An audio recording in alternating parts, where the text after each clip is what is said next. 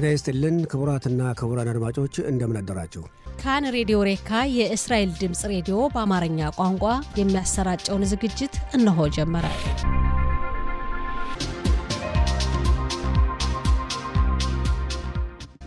ጤና ይስጥልን ክቡራትና ክቡራን አድማጮቻችን እንደምን አደራችሁ። ዕለቱ እንደ ዕብራውያን ዘመን አቆጣጠር ዮም ሽሽ ዩድ ጊሜል በቴቤት ታፍሽን ፔባብ ሲሆን እንደ አውሮፓ ዘመን አቆጣጠር ጃንዋሪ 2 ቀን 2026 ዓ.ም ነው። እንደ ኢትዮጵያ ዘመን አቆጣጠር ደግሞ ታህሳስ 24 ቀን 2018 ዓ.ም ነው። የጧቱ ስርጭታችን እነሆ ጀመረ። የቴክኒክ ባለሙያችን ሻይ ኮጋን ሲሆን የስቱዲዮ ተረኛ አስተናጋጅ ወርቅነሽ እሸቴ ነኝ። ያሉን ዝግጅቶች በቅድሚያ ዜና እናሰማና ከዛም ጋዜጦች በዛሬ እትማቸው ያቀረቧቸውን ዋና ዋና ርዕሰ ጉዳዮች እንመለከታለን። ከአድማጮች ጋር የስልክ ውይይት ይኖረናል። ስርጭታችን እንደተለመደው እስከ 7 ሰዓት ድረስ ይቀጥላል። አብራችሁን ቆዩ። አሁን የጧቱን ዜና እነሆ። በቅድሚያም አርዕስተ ዜና። ጠቅላይ ሚኒስትር ቢንያሚን ኔታንያሁ የአሜሪካ የሥራ ጉብኝታቸውን አጠናቀው ወደ እስራኤል እየተመለሱ መሆኑ ተገለጸ።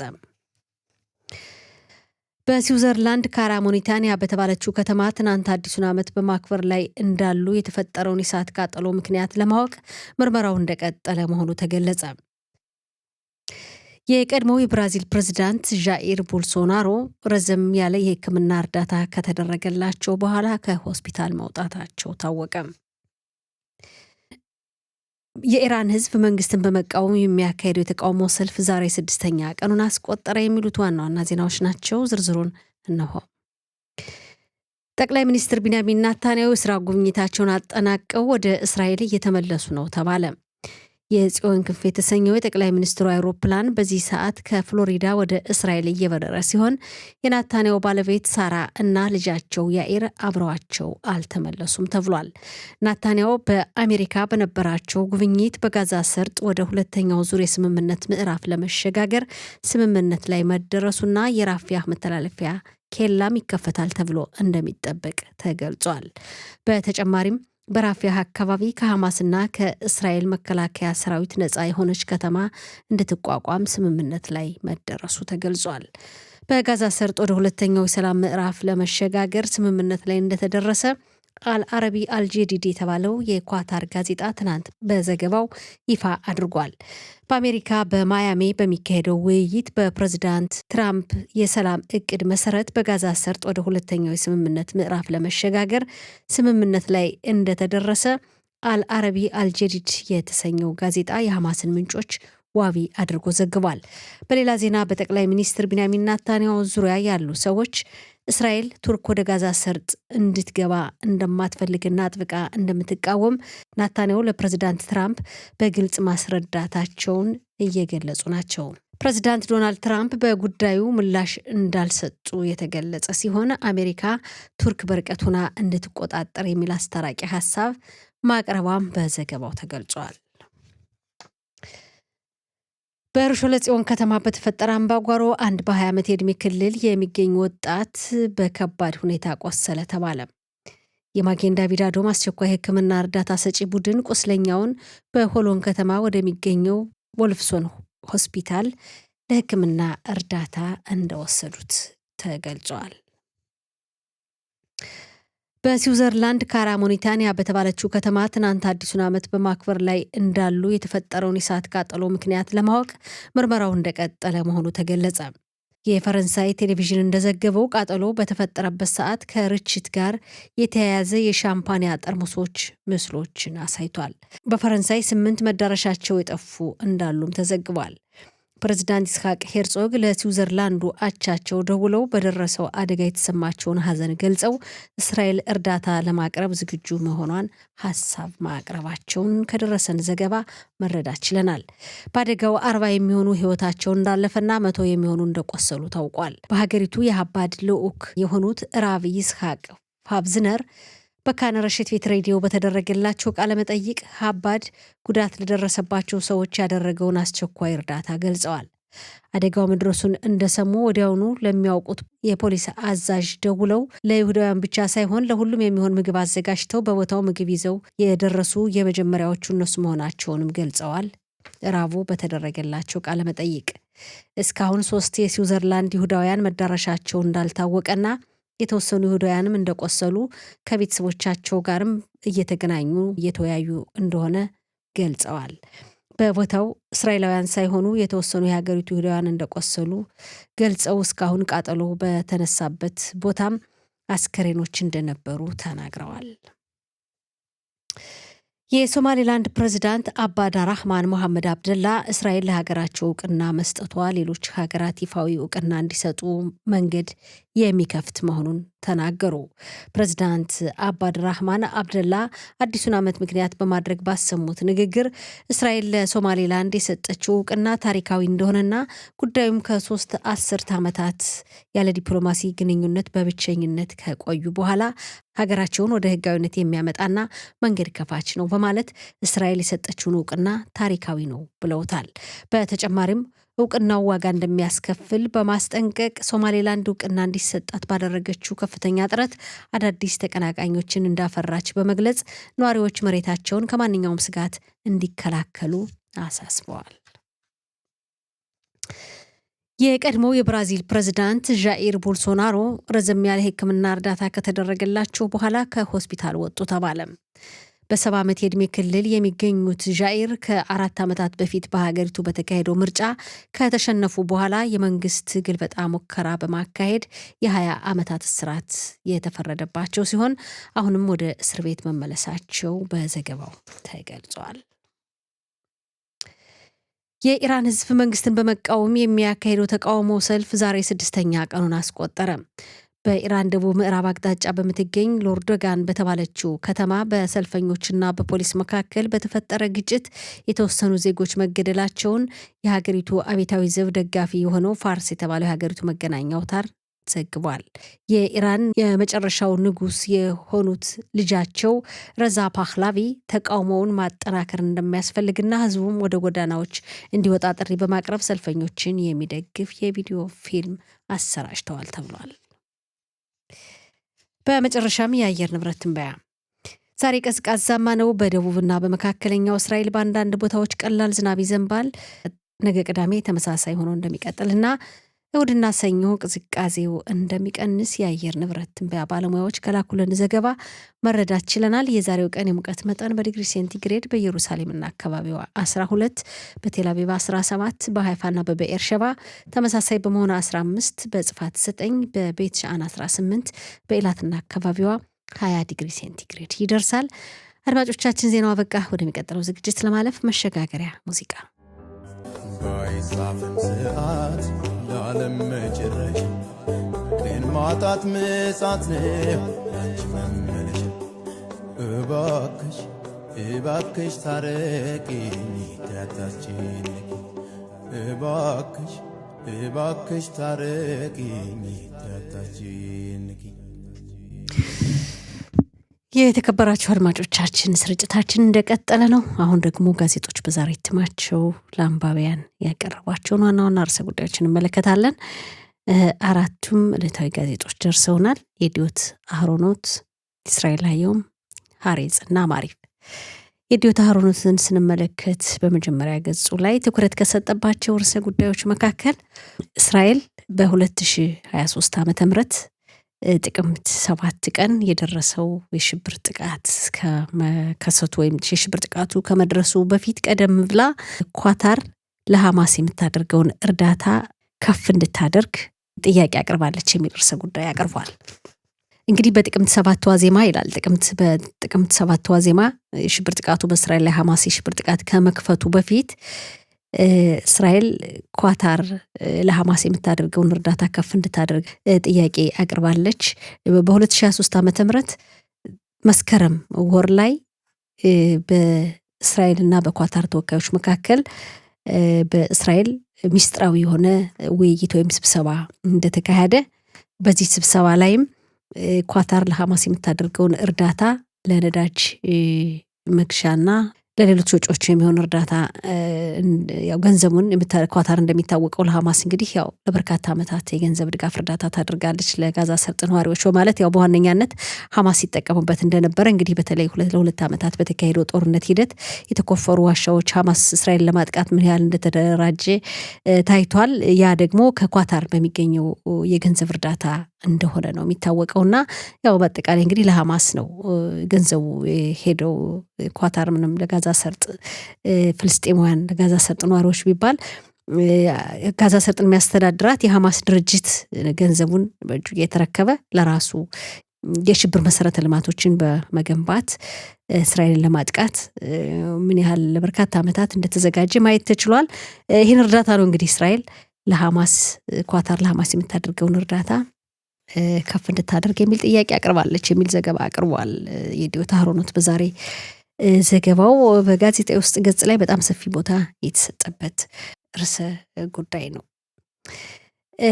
ሌላው ኢራን ዛሃቢ የእስራኤል እግር ኳስ እንግዲህ በእስራኤል እግር ኳስ ታሪክ በጣም በተለይ በእስራኤል ብሔራዊ ቡድን በርካታ ጎሎችን በማስገባት የሚታወቀው የጎል አግቢው እንግዲህ ንጉስ ሚሌክ ሻዕሪ በመባል የሚታወቀው ተወዳጅ ተጫዋች እንግዲህ ከተለያዩ ሀገራት ጋርም በገንዘብ ስምምነት ያው በርካታ ክፍያ በመቀበል ተጫውቷል። ለምሳሌ በሆላንድ በቻይና ትናንት እንግዲህ ከስፖርቱ ከእግር ኳሱ ዓለም መሰናበቱን አስታውቋል።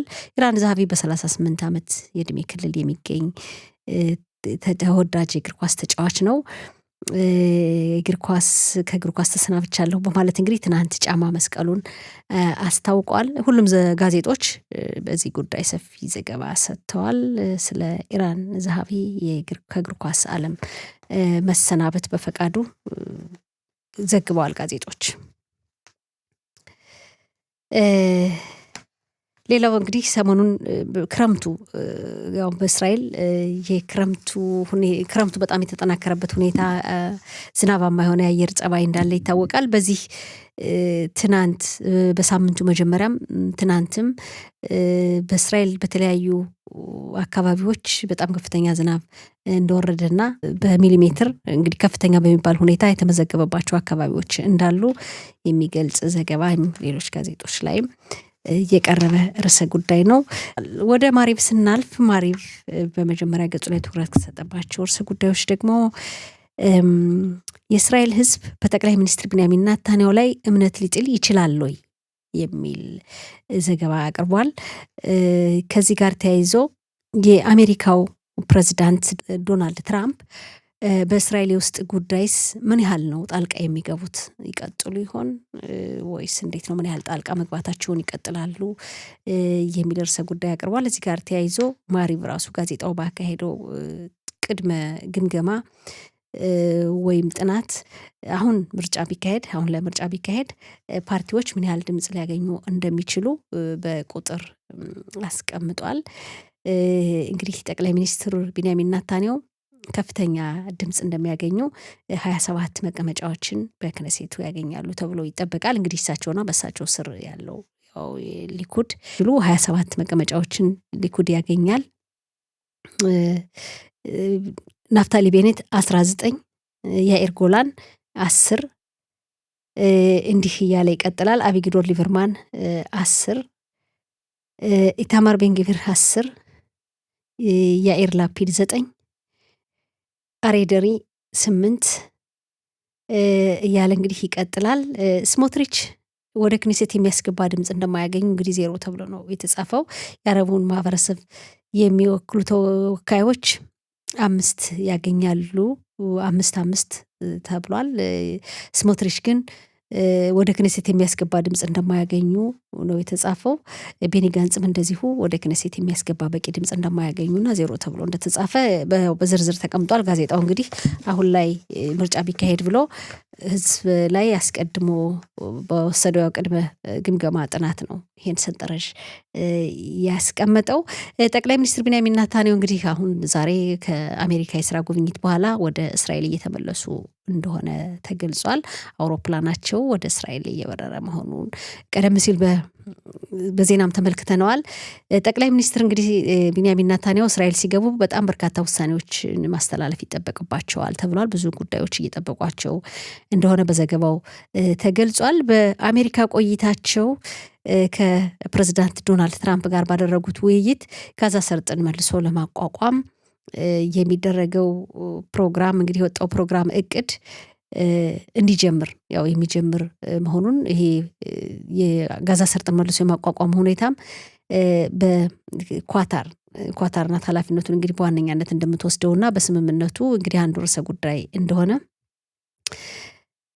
በእስራኤል በኩል እንግዲህ ከኢራን ጋር ጦርነት ይፈጠራል። ኢራን እንደገና ማጥቃት ሊያስፈልግ ይችላል። ኢራን ያው እስራኤልን ለማጥቃት በርካታ የባላስቲክ ሚሳኤሎችን እያመረተች እንደሆነ ይዘገባል። በዘገባዎች እስራኤል እንደገና ኢራንን ከአሜሪካ ጋር እንግዲህ ለማጥቃት ከአሜሪካው መሪ አሜሪካው ፕሬዝዳንት ጋር ጠቅላይ ሚኒስትሩ መወያየታቸው ይታወቃል። ይሄ ጉዳይ በእስራኤል ስጋት መፍጠሩን እንግዲህ ከኢራን ጋር እንደገና ጦርነት ይፈጠራል የሚል በእስራኤል በኩል ስጋት እንዳለና በሊባኖስ የሚገኘውን የሂዝቦላ ድርጅትም እንደዚሁ በሱ ላይ እሱም እንደዚሁ እንደገና ራሱን እያጠናከረ እንደሆነ በእስራኤል ላይ ጥቃት ለመሰንዘር ይነገራል ይታወቃልም። በእስራኤል በሊባኖስ በሚገኝ የሂዝቦላ ድርጅት ላይ እርምጃ አጭር የሆነ ወታደራዊ እርምጃ ትወስዳለች የሚል ግምትም ያው ወታደራዊ ዘመቻ ይኖራል ተብሎ እንደሚጠበቅ ማሪቭ በዘገባው ተመልክቷል። በፖለቲከኞች በኩል ጥምር መንግስቱ አባላት እንግዲህ የሀረሪ ማህበረሰብ በመከላከያ ሰራዊት ውስጥ መደበኛ የሆነው ብሔራዊ ውትድርና እንዲያገለግሉ ያለውን ውዝግብ እንግዲህ ሆካጊዩስ ተብሎ የሚጠራውን እንግዲህ የዘመቻ ህግ ይሄ ዘመቻ ህግ እንዳይጸድቅ በህግ እንዳይደነገግ ምናልባት ይተውት ይሆናል። ምክንያቱም በ2026 ዓመተ ምህረት እንግዲህ በዚህ ዓመት ይህን ዓመት ጀምረነዋል። አዲሱን 2026 ዓመተ ምህረት ተጀምሯል። በዚህ ዓመት ነው መደበኛ ምርጫ የሚካሄደውና በመደበኛው ምርጫ ጊዜ ለመድረስ የሀገሪቱን በጀት ማሳለፍ ያስፈልጋል። ይሄን በጀት ደግሞ ለማሳለፍ ይሄ የሆካጊስ ወይም የዘመቻ ህጉ ይጽደቅ ብሎ መወዛገብ እንደማያስፈልግና ህጉን ትቶ የበጀቱን አጽድቆ ወደ መደበኛው የምርጫ ቀን ለመድረስ የዘመቻ ህጉን ሊተውት ይችላሉ። በጥምር መንግስቱ በኩል እንግዲህ ይጠበቃል ተብሎ ይታሰባል። ሌላው ጠቅላይ ሚኒስትሩ እንግዲህ እንደደረሱ በእስራኤል በርካታ ውሳኔዎችን የማሳለፍና ማጽደቅ ይጠበቅባቸዋል የሚሉት እንግዲህ የተለያዩ ርዕሰ ጉዳዮችን ማሪቭ በዘገባው አቅርቧል። ሌላው የመንግስት ህግ አማካሪዋ ጋሊ ባህራብ ሚያራ ጠቅላይ ሚኒስትሩ ለምንድን ነው ኢታማር ቤን-ግቪርን ከስልጣን የማያሰናብቱት ለምን አያባሩትም የሚል ሀሳብ ትናንት ጀምሮ ማቅረባቸው እንግዲህ አወዛጋቢ መሆኑ ተገልጿል። ይህን ጉዳይ ማቅረባቸውም በተለያዩ ጋዜጦች ቀርቧል። ማሪቭም ይህን ጉዳይ ትኩረት ሰጥቶበታል። ሌላው በስዊዘርላንድ ነው እንግዲህ ትናንት አዲሱን ዓመት ለማክበር የሲልቨስተር በዓልን በማክበር ላይ እንዳሉ በተፈጠረ የእሳት ቃጠሎ በጣም ታዋቂና ውድ በሆነ የበረዶ ሸርተቴ መዝናኛ መናፈሻ ቦታ ነው በተፈጠረ የእሳት ቃጠሎ በሚያሳዝን ሁኔታ በአስሮች የሚቆጠሩ ሰው እንግዲህ ወደ 40 የሚሆኑ ሰዎች ህይወታቸው እንዳለፈና 100 የሚሆኑ እንደቆሰሉ ተገልጿል። በአካባቢው አሁንም በጣም አሳዛኝ የሆነ ሁኔታ እየታየ እንደሆነ መዳረሻቸው የጠፋ አልተገኙም እንዳሉና አስከሬኖች እንኳን እስከ ትናንት ምሽት ድረስ በዛው በቦታው ገና ያልተነሱ አስከሬኖችም እንደነበሩ እየተዘገበ ነውና ስዊዘርላንድ ይሄን አዲስ ዓመት በዚህ ሁኔታ አስተናግደዋለች። በሚያሳዝን ሁኔታ ፕሬዝዳንት ይስሐቅ ሄርጾግ የእስራኤሉ ፕሬዝዳንት ለስዊዘርላንዱ አቻቸው ለስዊዘርላንዱ ፕሬዝዳንት ደውለው በሁኔታው የተሰማቸውን ሀዘን ገልጸው እስራኤል እርዳታ ለማድረግ ዝግጁ መሆኗን ሀሳብ አቅርበዋል። ይሄ ጉዳይ ነው እንግዲህ 2026 ዓመተ ምህረት እንደጀመረ በአውሮፓ በስዊዘርላንድ ወይም ሆላንድ ይሄን በዚህ አሳዛኝ ሁኔታ ይህን አዲስ ዓመት እንደተቀበሉት ማሪቭ ተመልክቶታል። ሌላው እንግዲህ ትናንት በቀደመው ጋዜጣ እንደተመለከትነው 32 ሚሊ ሜትር በአንድ ሰዓት ውስጥ 32 ሚሊ ሜትር የሚደርስ ዝናብ በሻሮንና በመካከለኛው እስራኤል አካባቢ እንደተመዘገበ 32 ሚሊ ሜትር ዝናብ እንደወረደ የሚገልጽ ዘገባና እንግዲህ ክረምቱ በተረጋገጠ ሁኔታ በእስራኤል እንደገባ የሚገልጽ ዘገባ አቅርቧል ማሪቭ። ሌላው ጋዜጣ እስራኤል አየም ነው። እስራኤላዊውም በኢራን እንግዲህ እየተፈጠረ ያለውን የተቃውሞ ሰልፍ የኢራን ህዝብ በመንግስት ላይ የኑሮ ውድነት በተለይ ኑሮ ውድነት ከፍተኛ ኑሮ ውድነት ተከስቷል በሚል ህዝቡ መንግስትን በመቃወም ዛሬ ለስድስተኛ ቀን በተከታታይ የተቃውሞ ሰልፍ እያካሄደ ነው። በእንግዲህ በምስል የተደገፈ ዘገባ ነው እስራኤላዊውም ያቀረበው። መንገዶች በጣም በበርካታ ሰልፈኞች ተጨናንቀው መኪናዎች በጥግ በርካታ ተሽከርካሪዎች ቆመው የሚያሳይ ዘገባ አለ። እንግዲህ የኢራን የጸጥታ ጥበቃ አካላት በህዝቡ ላይ ተኩስ እየከፈቱ ነው የሚሉ ዘገባዎችም እየወጡ ነው። በህዝቡ ላይ ማለት ያው ለተቃውሞ ሰልፍ በወጣው የኢራኑ ፕሬዝዳንት የተቃውሞ ሰልፉን የሚመሩት አካላት ከመንግስት ጋር እንዲነጋገሩ እንዲወያዩ ችግሩን በውይይት ለመፍታት ሀሳብ እንዳቀረቡ እየተገለጸ ነው። ምናልባት በውጭ አካላት አማካኝነት ይህን የተቃውሞ ሰልፍ አነሳችሁ ለምሳሌ ያው በእስራኤልና ሌሎች እንግዲህ ከኢራን ጋር ኢራን ችግር በምትፈጥርባቸው አካላት አማካኝነት ችግሩ ተነሳ እንደሚሉ ዘገባው ተመልክቷል። የኢራን ዛቢ ከስፖርቱ እግር ኳሱ ዓለም መሰናበቱንም እስራኤላዊውን በዘገባው ተመልክቶታል። ወደ ሀሬጽ ስናልፍ ሀሬጽ እንግዲህ በመጀመሪያ ገጹ ላይ በመጀመሪያ ትኩረት የሰጠበት ርዕሰ ጉዳይ የመንግስት ህግ አማካሪዋ ጋሊ ባህራብ ሚያራ ጠቅላይ ሚኒስትሩ ኢታማር ቤንግቪር የሀገር ውስጥ ደህንነት ሚኒስትር ኢታማር ቤንግቪርን ለምን ከስልጣን እንደማያሰናብቱት ለምን እንደማያባረሩት ጥልቅ የሆነ ማብራሪያ ይስጡ የሚል ሀሳብ ማቅረባቸውን ለከፍተኛው ፍርድ ቤት ለባጋጽ ነው እንግዲህ ይህን ሀሳብና ጥያቄ ያቀረቡትና ጠቅላይ ሚኒስትሩን እንግዲህ በዚህ ሁኔታ እንደጠየቋቸው ተገልጿል። ሌላው ርዕሰ ጉዳይ የከፍተኛው ፍርድ ቤት ፕሬዝዳንት ይስሐቅ አሚት ላይ ሰሞኑን ፖለቲከኞች በተለይ ደግሞ የገንዘብ ሚኒስትር በጸሌል ስሞትሪች የኃይለ ቃል ምልልስ አለ በመካከላቸው። ከፍተኛው ፍርድ ቤት የመንግስትን ውሳኔ አይቀበልም፣ መንግስት ያቀረበውን ውሳኔ ውድቅ እያደረገ ነው እና አግባብ አይደለም አካሄዳቸው በማለት ከፍተኛው ፍርድ ቤትን በመቃወም ባሰሙት ሀሳብ በከፍተኛው ፍርድ ቤት ፕሬዝዳንት ይስሐቅ አሚት ላይ ዛቻ ነው። ምናልባት እንግዲህ በሳቸው ላይ ጥቃት አካላዊ ጥቃት ሊያደርስ የሚችል ዛቻ ነው በማለት ከፍተኛው ውዝግብ ተነስቷል በተለያዩ አካላት ፖለቲከኞች መካከል። ይህ ውዝግብ እንደቀጠለ ነው። ምንድን ነው ከዚህ ጋር ተያይዞ ሀሬጽ በዛሬ ዘገባው ያቀረበው የጥምር መንግስቱ አባላት የከፍተኛው ፍርድ ቤት ፕሬዝዳንትን ይስሐቅ አሚትን ህይወታቸውን እያካበዱባቸው ነው። ህይወታቸውን ሆን ብሎ ለማካበድ ጥረት እያደረጉ ይመስላሉ። ይሄን ጉዳይ ደግሞ ጠቅላይ ሚኒስትር ቢንያሚን ኔታንያሁ ምላሽ ባለመስጠት የደገፉት ይመስላሉ ሀሳቡን። ጠቅላይ ሚኒስትሩ በዚህ ጉዳይ ሀሳብ አልሰጡም፣ ምላሽም እየሰጡ አይደለም እና በዝምታቸው ሁኔታውን የደገፉ ወይም ያበረታቱ ይመስላሉ የሚል ዘገባ አቅርቧል ሀሬጽ በዛሬ ዘገባው። ሌላው በ2025 ዓ.ም በሚያሳዝን ሁኔታ እንግዲህ በ2025 ዓ.ም 22 ወታደሮች ራሳቸውን አጠፉ ይላል። በመከላከያ ሰራዊት ውስጥ እንግዲህ የሚያገለግሉ 22 ወታደሮች ራሳቸውን አጠፉ በ2025 ዓ.ም።